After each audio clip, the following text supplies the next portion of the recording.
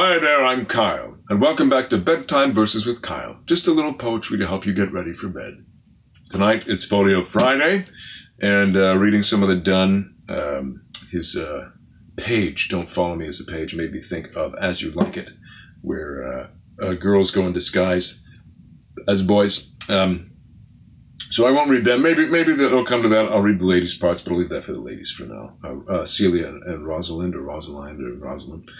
But here I'm going to read a little bit of Duke Senior, I believe it's her father, who's in exile, and they're in the forest and having a great time, just like living life. Again, that whole thing, getting away from the court, living in nature, no toilet paper. Apparently they think this is great. So we'll just read this little scene here. Duke Senior. Now, my co-mates and brothers in exile, hath not old custom made this life more sweet than that of painted pomp? Are not these woods more free from peril than the envious court? Here feel we not the penalty of Adam, 'tis season's difference, as the icy fang and churlish chiding of the winter's wind, which when it bites and blows upon my body, even till I shrink with cold, I smile and say, this is no flattery. These are counselors that feelingly persuade me what I am. Sweet are the uses of adversity, which, like the toad, ugly and venomous, wears yet a precious jewel in its head. Not sure what that's about. I guess they thought toads had some kind of thing. Actually, what does the note say? The toad was popularly believed to be poisonous and to have in its head a jewel, or toadstone. A toadstone. I'd forgotten about that. Find the toadstones. Okay. Precious jewel in its head. And this our life, exempt from public haunt, finds tongues in trees, books in the running brooks, sermons in stones, and good in everything. Yeah, I mean, that sounds like he's in a nature that's very much cultivated. No black flies there. No tsetse flies, or like malaria, so he's having a good time. I believe this is the forests of France, so maybe brie grows on trees there. I don't know. Okay, so the Duke of Amiens says, I would not change it. Happy is your grace, that can translate the stubbornness of fortune into so quiet and sweet a style. The Duke, come! Shall we go and kill us venison? And yet it irks me, the poor dappled fools, being native burghers of this desert city, should in their own confines with forked heads have their round haunches gored. Oh, that's nice. You know, we gotta eat. It's too bad, though. We're going to their house and cutting them up. And First Lord, doesn't even get a name, says, Indeed, my lord, the melancholy Jaques grieves at that, and in that kind swears you do more usurp than doth your brother that hath banished you.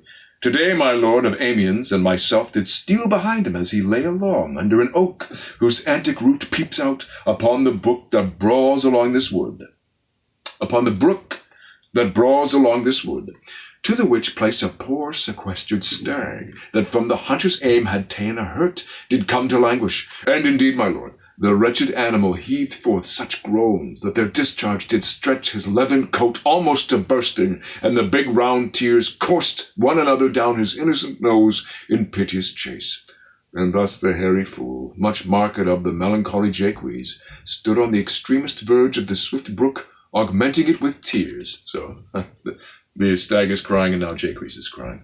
Now the Duke. But what said Jaques? Did he not moralize the spectacle? Oh, yes, into 1,000 similes. First, for his weeping into the needless stream. Poor dear, quoth he, thou makest a testament as worldlings do, giving thy sum of more to that which had too much.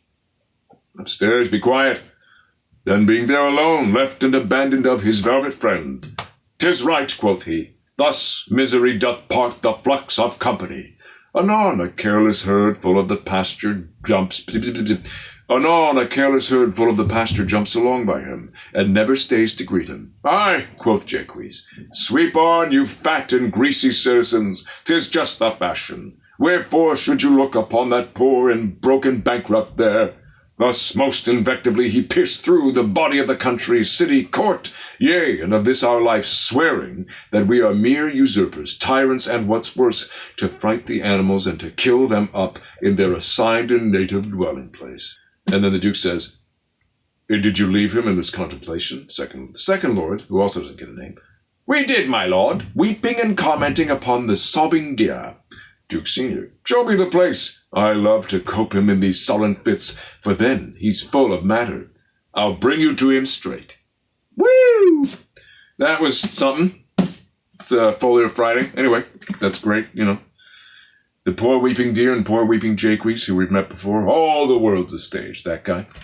Anyway, thanks again for joining me for Bedtime Verses with Kyle. You can follow me here or subscribe to my YouTube, and there'll be new readings every weekday night at 11 p.m. Eastern Standard Time. Good night. Sleep tight.